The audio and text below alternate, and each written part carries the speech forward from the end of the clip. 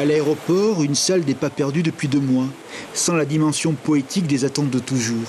Non, perdue au sens littéral. Mais ce jeu de barrières flexibles et la lumière au comptoir disent quelque chose de la vie, de son retour. Ce matin, des passagers pour des vols spéciaux et l'aérogare est en mode prélude. Les écrans, ce vendredi, retrouveront une liste de destinations. 10 îles seront à nouveau reliées à Papeete. Un début de soulagement pour les 1300 salariés d'Air Tahiti. C'est très important pour le personnel, même si l'activité est très faible. Mais tout le monde est content de revenir au travail. On est content de pouvoir répondre à une demande de la population aussi. C'est ce qu'il faut savoir. Donc oui, je pense que c'est une petite reprise, mais c'est déjà un retour positif qui s'annonce. Retrouver la confiance. Ces relations aériennes en sont l'expression. Rien n'est perdu, tout est à réécrire. Renouer les relations entre les îles, c'est permettre un premier rebond économique. Le tourisme local aura une place déterminante. De nombreux dispositifs sont à l'étude. On est vraiment sur j'aime mon pays, c'est un message de patriotisme, de dire que dans un premier temps, nous n'allons pouvoir compter que sur nous-mêmes et nous invitons les Polynésiens, les Polynésiennes de souche ou de cœur, effectivement, à s'engager local, à acheter local, à consommer local et à voyager local. Il faut aider, il faut soutenir notre économie. Voyager, oui, mais un peu différemment, sur la forme également. Un dispositif sanitaire est en place à l'aéroport. Il est incontournable.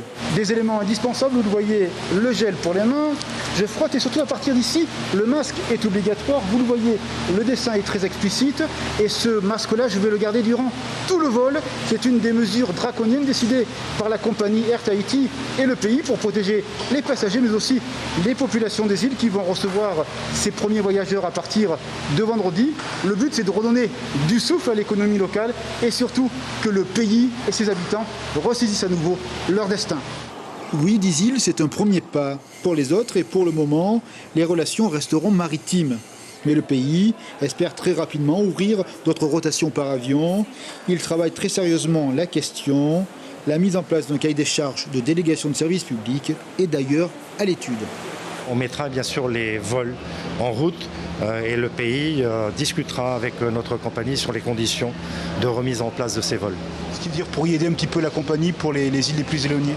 Nous avons bien cette idée-là de participer à un moment donné à la prise en charge de ce que ça coûte aujourd'hui ce service public réalisé par la compagnie Air Tahiti. Une page blanche de 2 mois sans activité aérienne, comme une réelle blessure. Le ciel est bleu et clair aujourd'hui. Les liens entre les îles nous parlent de cette confiance à reconquérir par les horizons partagés.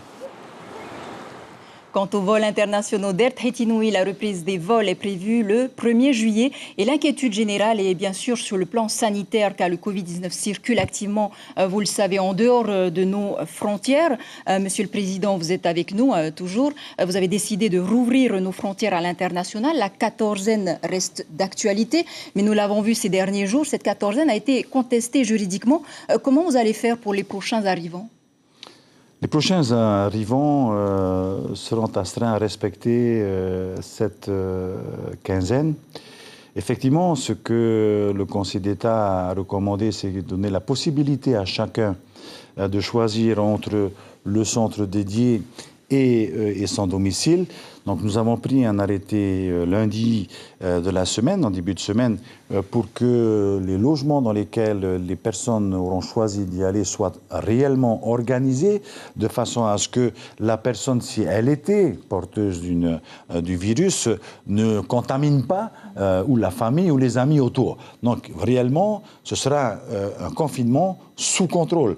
Et comme vous le savez, nous avons proposé une sanction de 1 700 000 francs pour les personnes qui ne respecteraient pas ce confinement. Nous sommes soucieux, avec l'État encore aujourd'hui, de confiner les personnes qui rentrent sur le territoire, qu'ils soient des fonctionnaires, qu'ils soient des enfants du pays, qu'ils soient des gendarmes, quelles que soient les personnes, nous souhaitons aujourd'hui que ce confinement se fasse réellement.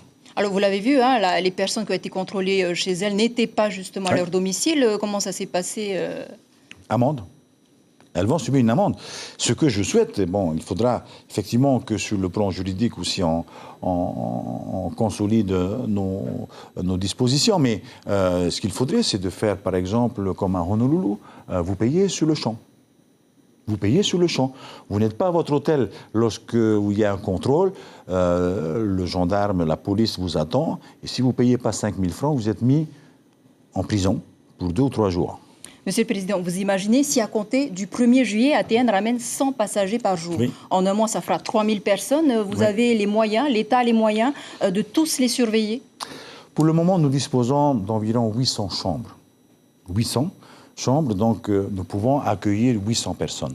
Comme vous le savez, dans un premier temps, le vol de continuité se fait tous les 10 jours. C'est-à-dire qu'au bout du 14e jour, à la fin du 2e vol, nous avons libéré le premier vol.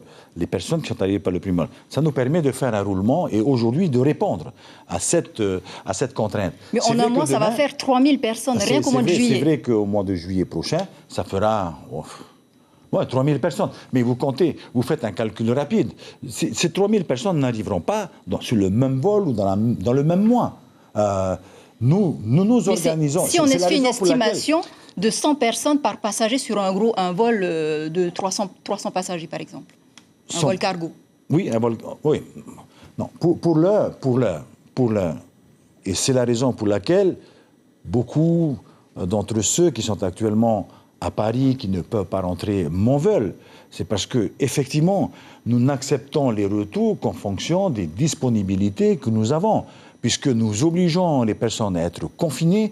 Donc, il nous faut préparer les chambres de confinement pour que ces personnes puissent l'être. Et c'est effectivement ce qui retarde le retour de plusieurs d'entre elles. Et comment vous allez faire pour les touristes ?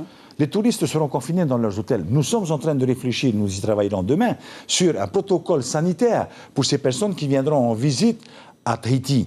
Elles subiront les mêmes règles. Elles seront testées avant le départ. Et ici, on s'organisera avec les hôteliers de façon à ce que ces personnes soient en confinement. Reste à traiter, et c'est un sujet important, le personnel qui travaille dans ces hôtels, qui seront directement en contact avec eux. Non, qui seront en contact avec eux.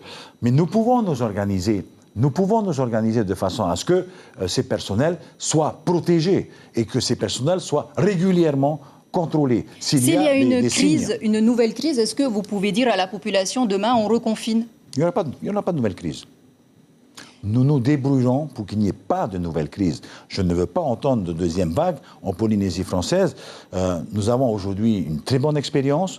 Nous savons comment nous organiser, nous avons une veille sanitaire, nous avons un PC crise santé qui a géré, ce sont ces personnes qui ont géré la crise, ce n'est pas moi. Et ces personnes aujourd'hui ont acquis une bonne expérience de cette situation et je pense que demain, dès les premières alertes, nous saurons comment gérer. De leur côté, les syndicats disent que le déconfinement est une décision politique pour permettre le second tour des élections municipales. Que leur répondez-vous ? Non. D'abord, je suis élu au premier tour. J'ai été élu au premier tour, mais ce n'est pas ça. Non, il ne faut pas mêler les choses.